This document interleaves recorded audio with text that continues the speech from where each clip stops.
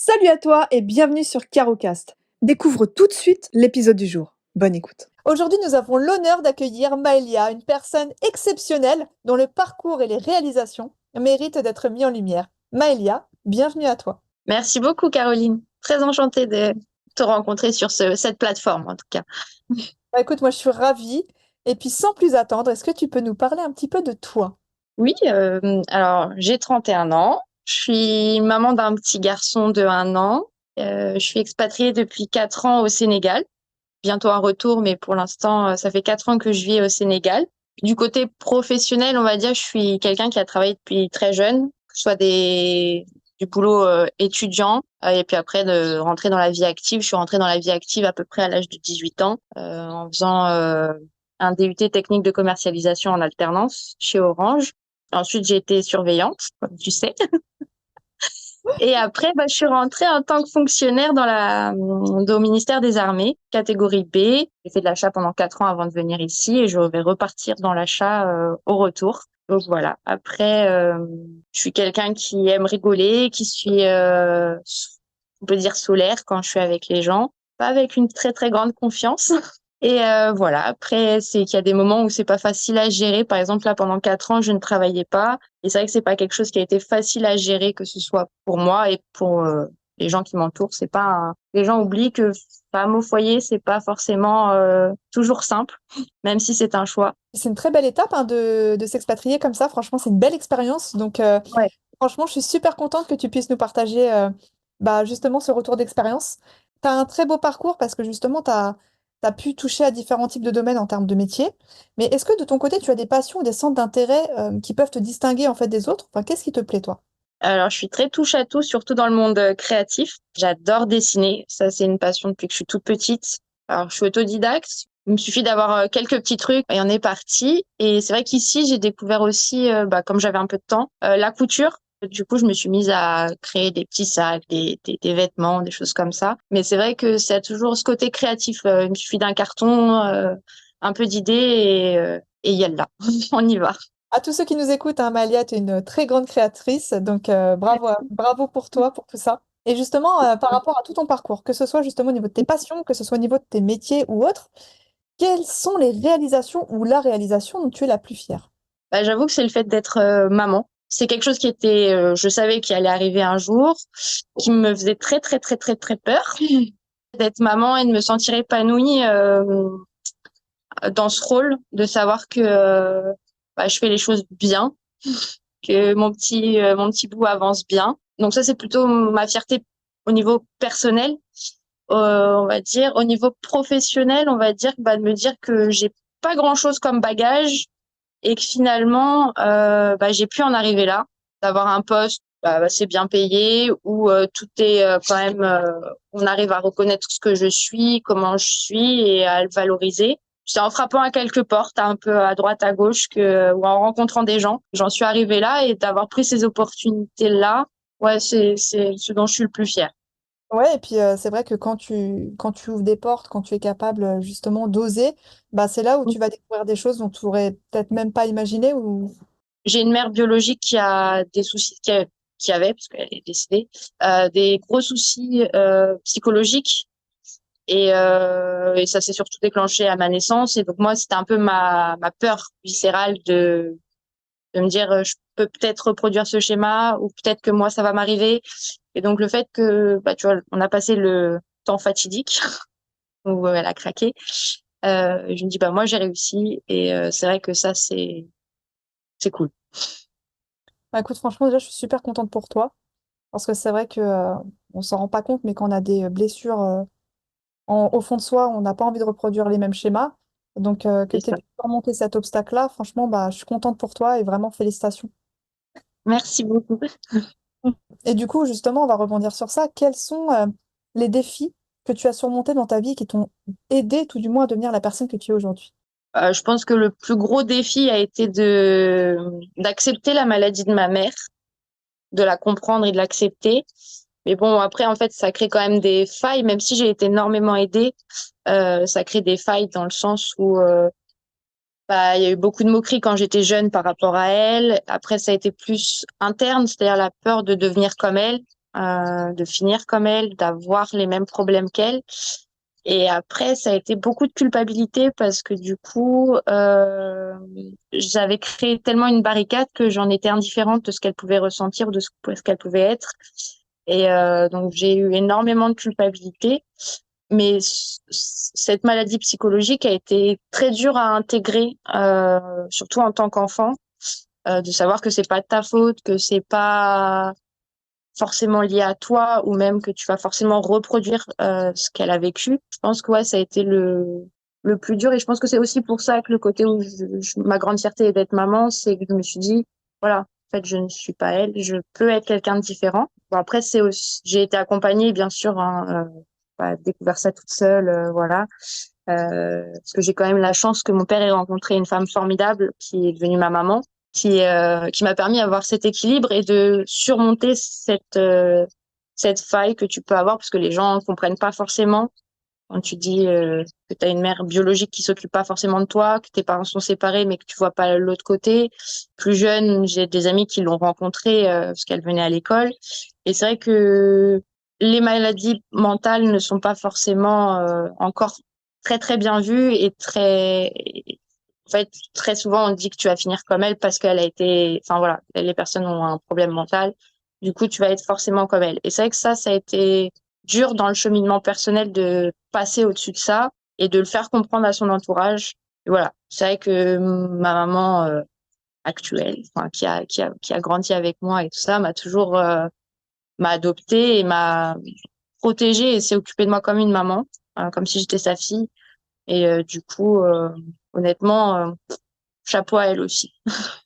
Merci beaucoup pour ce partage super personnel parce que c'est quelque chose de très touchant.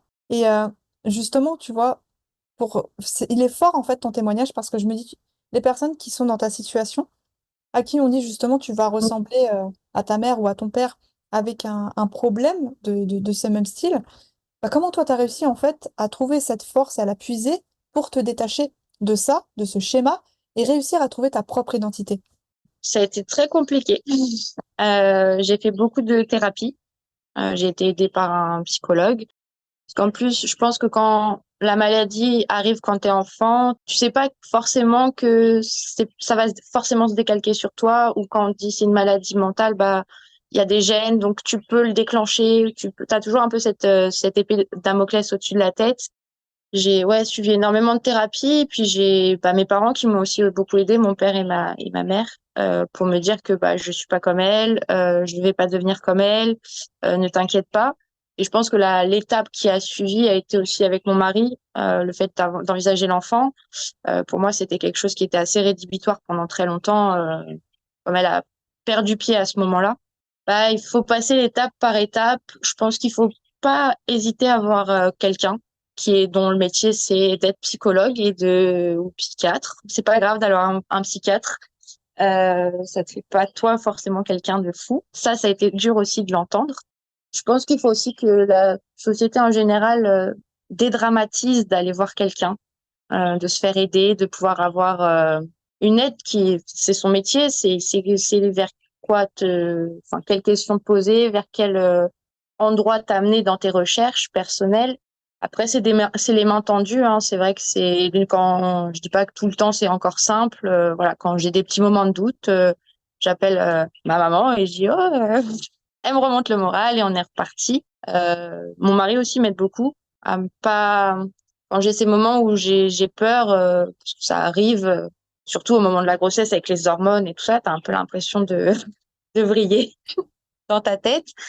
Et bah, dire que juste que non, c'est pas grave, toutes les femmes en passent pas, enfin, toutes celles qui veulent un enfant de manière naturelle en passent par là, passent du rire aux larmes, s'énervent parce que le bouchon du dentifrice n'a pas été remis. Enfin voilà, mais c'est vrai qu'il a surdosé quelque chose que moi je prenais pour une effusion de peut-être un signe de problème, a su me faire revenir sur terre en me disant non, c'est pas grave, il y a rien de grave. C'est fou que tu dis ça parce que c'est vrai que quand on voit notre société, tout ce qui va toucher en fait au mental, même si on a beaucoup de choses maintenant sur le développement personnel ou sur toutes ces aides entre guillemets qui commencent un peu à se développer, c'est vrai que quand on te dit va voir un psy, tu le prends un petit peu de manière négative parce que on te dit bah ouais, t'es une folle, en fait. Mm. Alors que non. En fait, on va voir un docteur parce qu'on a un problème, on va dire, physique, mais le problème mental, il est non négligeable et il est aussi super important. Et il Donc, joue sur le physique, hein, énormément. Souvent, et exactement. quand t'en as trop dans la tête, il y a des blessures que tu as sur le corps. Enfin, voilà, tu vas pouvoir te blesser pour un truc un peu, tu te dis idiot, mais finalement, c'est peut-être une surcharge mentale par rapport à un certain sujet qui fait que ton corps réagit et te fait des signaux d'alerte, quoi. Bah, c'est ça, mais justement, cette capacité que tu as eue, et grâce justement à cette thérapie, tu as réussi en fait à comprendre que tu peux écouter ton corps et que ce que ton corps t'exprime, ça vient aussi peut-être de ton mental. Et justement, ce lien, il est très important et il est très minimisé aujourd'hui. Et c'est pour Oui. ça que ton témoignage, pour moi, il est riche. Et merci pour ça, parce que pour les personnes qui vont nous écouter, ils vont peut-être pouvoir se retrouver dans ton parcours et ça va peut-être les booster ou les aider en fait pour faire cette démarche-là. Donc, merci infiniment, Maëlia, pour justement ce que tu es en Avec train de plaisir. partager. Mais c'est pas fini. Du coup, par rapport à tout ça, avec toute cette expérience, tout ce travail et ce cheminement intérieur que tu as forcément une perspective unique sur le monde. Et quelle est ta vision justement sur ta vie tout simplement et sur tes objectifs à venir? Alors, je vis pas mal chaque étape l'une après l'autre. J'ai du mal à voir très très long terme. Alors si je sais que voilà, je suis très amoureuse, j'espère le plus longtemps que ça dure. Je sais que mon fils c'est à vie. Enfin voilà, mais on va dire que que ce soit professionnellement parlant, amicalement parlant, tout ça, je vis un peu au jour le jour. Enfin, je prends ce qu'on me donne. Je donne ce que je peux recevoir, enfin ce que je peux donner. Et j'avoue que j'ai pas forcément une énorme perspective de vie à me dire je vais faire carrière dans ça, ça, ça, ou je vais finir avec 6 enfants. Je profite de ce que j'ai à l'instant T. En fait, je suis plus en mode je profite de ce que j'ai parce que ça tout peut s'arrêter aussi d'un moment à l'autre. Donc voilà. Dans ma vision à moi, le prévoir des choses sur trop trop long terme ou même à moyen terme et que ça échoue, ça peut créer de plus grosses déceptions et mentalement, pas que je suis faible ou quoi que ce soit, mais je préfère faire mes petites victoires les unes après les autres, me fixer mes petits objectifs et après regarder derrière moi. C'est un peu le côté carpe diem finalement. Exactement. Un peu ce côté où tu vis le moment présent et c'est aussi ça, si tu veux, qui est super important aujourd'hui. On va tellement vite, on Mm. pense à l'avenir, on est dans le passé, mais on oublie ce moment présent finalement qui est le seul moment qui peut nous faire ressentir des choses. Exactement. Et on est toujours dans le j'attends plus, je veux plus. Et j'avoue que moi, Alors, c'est peut-être aussi le fait d'être ici, au Sénégal. La mentalité est totalement différente, hein. Ils vivent au jour le jour. Inch'Allah demain. C'est vraiment ça, c'est vraiment la phrase qui revient le plus. Où j'ai aussi appris à accepter que bah, le bonheur ça voulait pas dire d'avoir une grande quantité d'amis, une grande quantité de biens, une grande quantité de choses. C'est bah voilà, que ta famille soit en bonne santé, parce que pareil, je suis passée par des moments où dans ma famille, il y a eu des gros soucis de santé, et je me dis, bah en fait, à l'heure actuelle, ils sont présents, ils sont là, bah je préfère profiter de ça, plutôt que me dire, ah bah je veux avoir tant d'argent sur mon compte en banque, ou tant de notoriété, ou tant de ceci, ou avoir un poste catégorie, je sais pas quoi, et de faire 10 000 heures par semaine. Ouais, profiter de mon clan entre guillemets, oui. Le fait que tu sois expatrié, ça doit aussi avoir une très grande influence sur peut-être une bulle de cocon, finalement, quelque chose qui te permet de te rendre compte qui tu es, de peut-être reprendre les valeurs et revenir aux sources. Et c'est vrai que c'est important. Donc, en tout cas, moi, je ressens que tu as une belle énergie. Et du coup, qu'est-ce que tu voudrais dire à ceux qui nous écoutent ou à des personnes qui sont en train de se chercher un petit peu? Est-ce que tu aurais un conseil pour ces personnes qui auraient envie d'explorer quelque chose comme tu as pu le faire ou d'essayer de vivre en fait ce moment présent? Bah, d'y aller, surtout en fait, quoi qu'il se passe, en fait, je suis aussi très dans pas le karma, mais moi je pars du principe que ce qui doit arriver arrivera. Donc vas-y, si tu dois le faire, fais-le, donne-toi les moyens, va jusqu'au bout des choses. Enfin, c'est vrai que se planter, c'est pas grave. Ne pas y arriver, c'est pas grave. Je le répète tous les soirs à mon fils. C'est pas grave, tu as le droit de ne pas y arriver. Et je trouve que c'est important aussi à souligner, parce que dans notre société, on souligne beaucoup nos échecs. et on se voit très bien, enfin, on nous définit énormément sur les échecs, sur ah bah t'as pas réussi ceci, ah machin. Non, c'est pas grave. Échouer, ça veut pas dire avoir perdu quelque chose, justement. Au contraire, moi, pour moi, échouer, c'est apprendre à rebondir, pas rester au fond du trou, à rebondir, à trouver autre chose. Si c'était pas ça, c'est qu'il y aura mieux après.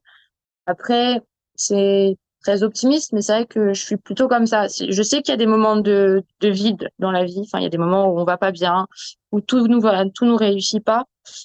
Mais je sais aussi que derrière, il y a des très beaux moments qui peuvent arriver et de se dire, bon, bah voilà, là, c'est une passade, ça va passer, c'est dur, accroche-toi et tu verras qu'après, il y aura forcément quelque chose de beau à un moment. Bah, merci pour cette phrase, notamment par rapport aux échecs, hein. On en revient justement à ce côté de comparaison. On se compare tellement que on nous dit tout le temps, t'as vu, lui, il est meilleur, machin. Mais en fait, il n'y a pas réellement de meilleur. Le plus important de ces échecs, c'est la construction de soi. Et tu as totalement raison dans tout ce que tu dis, parce que quand on est petit, on tombe, mais on se relève. Exactement. En fait, c'est vrai qu'en plus, on l'apprend à notre enfant, pour les parents et tout ça qui peuvent écouter, tu l'apprends à ton enfant. Bah voilà, il se tient un peu à peine debout, il tombe, bah, tu le félicites. Tu félicites le côté où il a quand même essayé. Et je trouve qu'au fur et à mesure, alors est-ce que c'est, je sais pas pourquoi, mais c'est vrai qu'on l'oublie. On oublie que bah, chaque petite chose peut être une fierté et que c'est pas, ouais, que l'échec est pas grave, c'est que ça permet de rebondir sur autre chose. Exactement, c'est très formateur. Et c'est vrai, comme tu dis, on oublie les choses. On oublie que quand on est petit, bah, on apprend et qu'on est content en fait d'apprendre parce qu'on évolue. C'est ça. J'ai une dernière question pour toi, Maëlia. Si tu devais décrire le super pouvoir que tu détiens, quel serait-il? Je suis quelqu'un de très très à l'écoute auprès des miens, enfin de ma famille, de mes amis, et d'être très disponible pour eux s'il y a un souci. Je suis une petite éponge qui vient aider la personne qui en a besoin. Moi, je te remercie parce que tu nous as fait un partage tellement authentique, tellement rempli de sincérité. Donc, en tout cas, j'espère que les auditeurs apprécieront ce partage. En tout cas, moi, j'ai adoré ce moment partagé avec toi. Merci infiniment d'avoir suivi cette interview avec Maëlia. Son histoire est juste un exemple inspirant. Si vous avez été touché par son parcours, n'hésitez pas à la contacter. Je mettrai son lien dans la description de cet épisode. Et ensemble, continuons à célébrer la force humaine et à puiser l'inspiration dans chaque histoire. À bientôt dans notre prochain épisode.